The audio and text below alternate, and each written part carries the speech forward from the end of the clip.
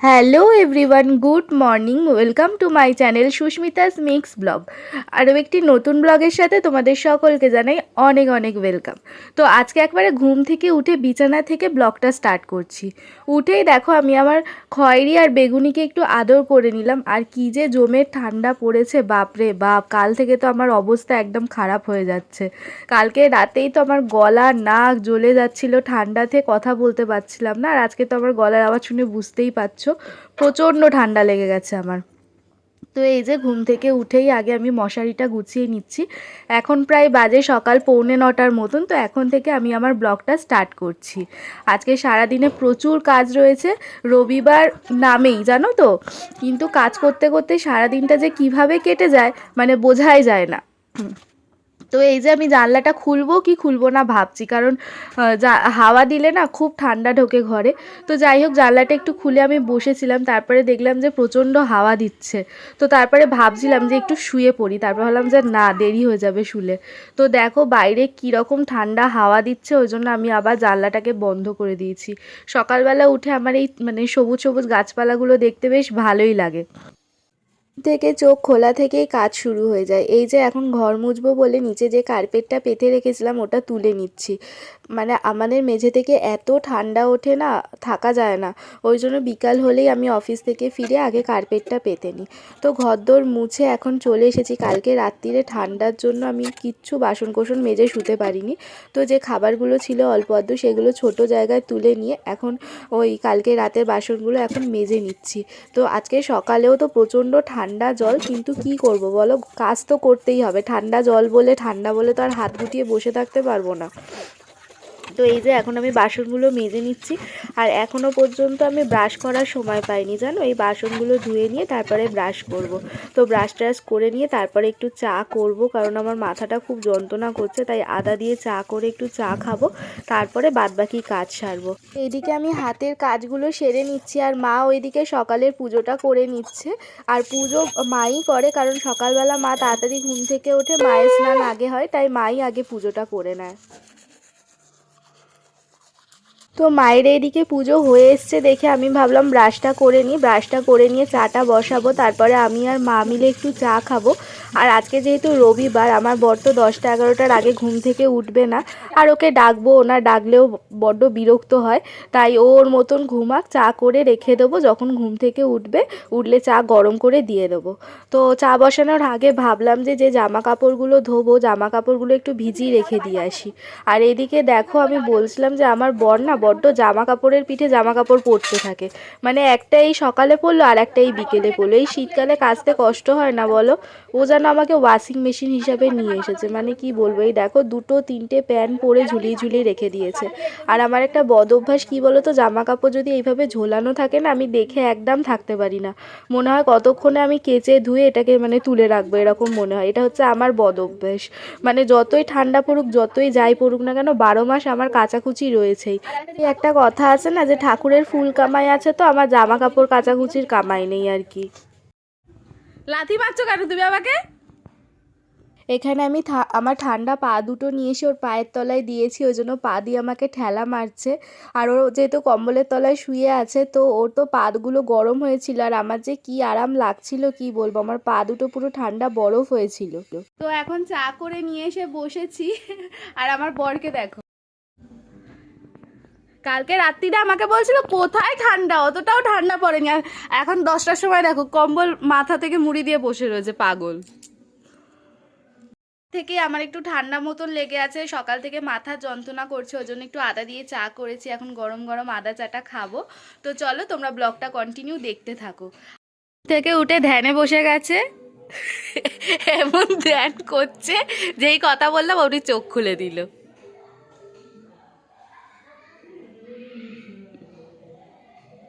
বাজে বেলা 11টার মতন। আমার জামা কাপড় ধোয়া হয়ে গেছে, মা জামা কাপড়গুলো মেলে দিতে গেছে। ওইদিকে মা মায়েদের ঘরটা পরিষ্কার করছে, মানে ঝাড়ছে। তো মায়েদের ঘরটা পরিষ্কার করা হয়ে গেলে আমার ঘরের যত জিনিসপত্র, কম্বল, তারপরে আমার এই যে টেডি ফেডি, এগুলো সব মায়েদের ঘরে রেখে দিয়ে তারপরে আমাদের ঘরটা ঝাড়বো। ওখানে আমি দেখি বাবা কি বাজার করে নিয়ে এসেছে। বাবা মাছ নিয়ে এসেছে। তো আজকেরই আমাদের লাস্ট মাছ খাওয়া, কালকের থেকে আমাদের নিরামিষ। তো এই যে শাক,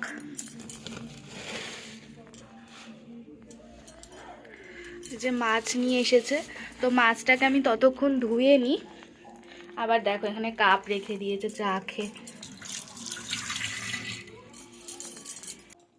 রবিবারটা শুনতেই রবিবার, সকালবেলা ঘুম থেকে চোখ খোলা থেকে মানে কি বলবো, বসার সময় পাই না। তো এখন আমি মাছটা ধুয়ে নেব। মাছ টাছগুলো ধোয়া হয়ে গেলে নুন হলুদ মাখিয়ে রেখে তারপরে মা কি রান্না করে দেখি, সবজিগুলো কেটে তারপরে আমি ঘর ঝাড়বো, তারপরে স্নান করবো। আজকে আমার স্নান করতে করতে অনেকটা বেলা হয়ে যাবে।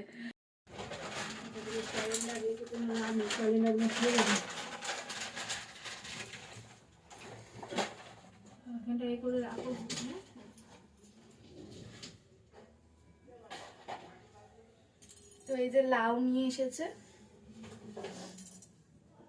এখানে দেখো আমি ঠান্ডার মধ্যে স্লিভলেস নাইটি পরে ভীমসিং হয়ে চলে এসেছি। ঠান্ডা তো আমার প্রচুর লাগছে, কিন্তু কি বলো তো, মাছ ধোবো এখন, সেই কারণে কটসুনের নাইটিটা খুলে রেখেছি। ওই নাইটির হাতাগুলো বড় তো, মানে জলে ভিজে যেতে পারে। করে দিয়েছে। আর এই যে ঘর দোর ঝাড়ছে, দেখো কি অবস্থা, ঘর দোরের অবস্থা দেখো কি হয়ে রয়েছে। এখন আমি মাছটা আগে ধুয়ে নেব। আর তাছাড়া কি বলতো, আমি যে জামা কাপড় পরে মাছ ধুই না, সেই জামা কাপড়টা আমি সঙ্গে সঙ্গে ধুয়ে ফেলি। আর কটসুনের নাইটিটা তো মোটা, এখন তো ভালো মতন রোদও দিচ্ছে না, তো সে কারণে ওটাকে খুলে রাখলাম। ধুলে না 2-3 দিনের আগে শুকোবে না।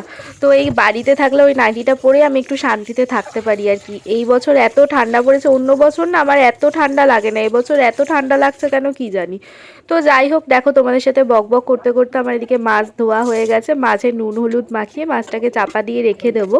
রান্না মাই করবে, রান্নার জোগাড়টা আমি করে দেবো, করে দিয়ে তারপরে আমি যাব ঘর ঝাড়তে।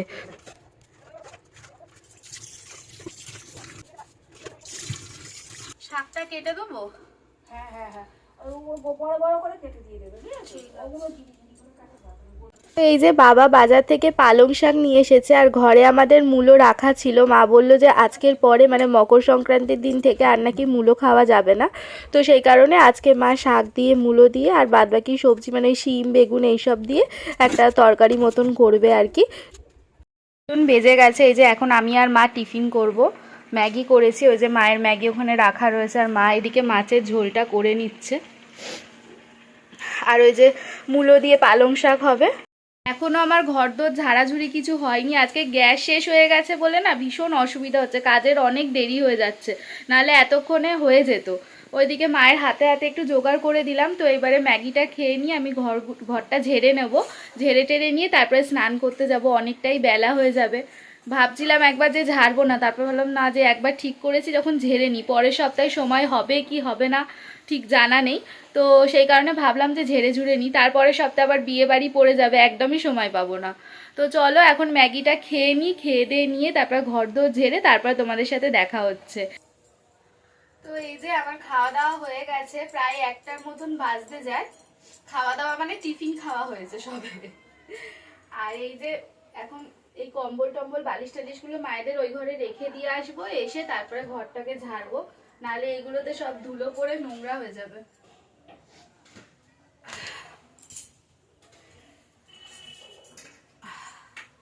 আজকে আমাকে গরম জল করে চান করতে হবে। ঘর ঝাড়তে শুরু করে দিয়েছি, তো চলো আমি ঘরদোরগুলো ঝেড়ে নিয়ে একেবারে স্নান করে এসে তোমাদের সাথে কথা হচ্ছে।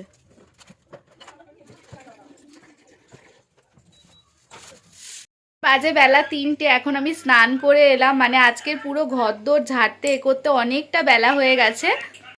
খেতে বসে গেছে, এবারে আমি আর মা বসবো খেতে।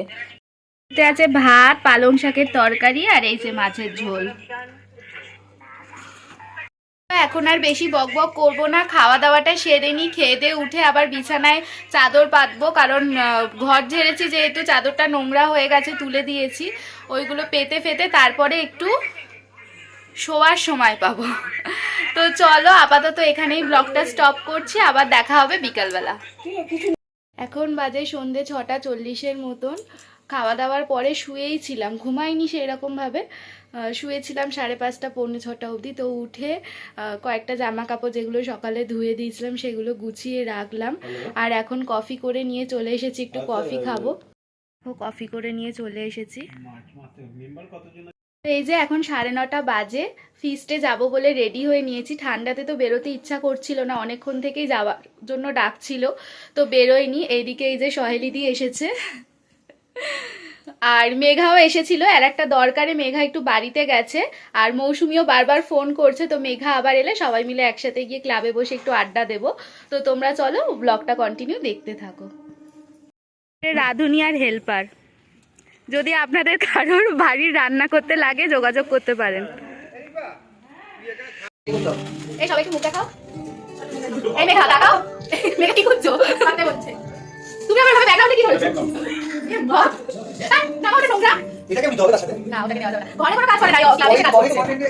তো এখানে দেখো ওরা আমাদেরকে লইটা মাছের পকোড়া করে দিয়ে গেছে। তো এটা কি পকোড়া হয়েছে জানি না, দেখতে যেমনই হোক খেতে বেশ মোটামুটি ভালোই হয়েছিল। আর এইদিকে এই যে রিন্টু আমার প্রেসার কুকারে মাটি লাগাচ্ছে। এই প্রেসার কুকারটা আমি বিয়েতে পেয়েছিলাম, এখনও পর্যন্ত একবারও ইউজ করিনি। তো ওদের ফিস্টেই আর কি দিয়ে আমি উদ্বোধন করলাম। আমি বলেছি আমার প্রেসার কুকারে যদি কালি হয়ে যায় তোমাদেরকেই তুলতে হবে। তো সেই কারণে রিন্টু ভালো করে মাটি লাগিয়ে নিচ্ছে। আর রান্নাটা আজকের কাঠের উনুনেই হচ্ছে, আর রান্না করছে হচ্ছে অয়নদা আর শুভমদা। তো যাই হোক, দেখো সেকেন্ড টাইম আবার পকোড়া বানিয়ে দিয়ে গেছে। তো এই পকোড়াগুলো মোটামুটি দেখতে ভালো হয়েছে, আর খেতে তো ভালোই হয়েছিল। তো এখানে আমরা এখন সবাই মিলে বসে একটু পকোড়া খাচ্ছি। আর মহিলা মহল থাকলে জানোই তো, পরচর্চা পরনিন্দা তো হবেই আর কি। তো আমরা বাইরের লোকেদের নিয়ে কিছু বলি না, আমরা নিজেদের জীবন নিয়েই আর কি গল্প করতে ব্যস্ত থাকি। আমাদের নিজেদের জীবনেরই এত কাহিনী যে বাইরের লোককে নিয়ে যে বলবো সেই সময়টুকু পাই না আর কি, এইরকম ব্যাপার। তো আর এদিকে ছেলেরা দেখো রান্না বান্না করছে, আর শৈলীদি এদিকে শৈলীদির মেয়েকে খাইয়ে নিচ্ছে। অনেকটা বেশ রাত হয়ে গিয়েছিল। আর শৈলীদির মেয়ে যেহেতু বেশ ছোট, ও যেহেতু রাত্রিবেলা মটন খাবে না, ওই কারণে শৈলীদি বাড়ি থেকে ওর জন্য খাবার করে নিয়ে এসেছিল, খিচুড়ি মতন কিছু একটা করে এনেছিল। আর এদিকে এই যে রিন্টু, আমার বর আর বাদবাকি সব ক্লাবের দাদারা সবাই আনন্দ মজা করছে। ওইদিকে আমাদের মটন সিদ্ধ হচ্ছে। তো রান্নাবান্না কমপ্লিট হয়ে গেছে, আর আমরা এদিকে দেখো প্লেট সাজিয়ে বসে পড়েছি।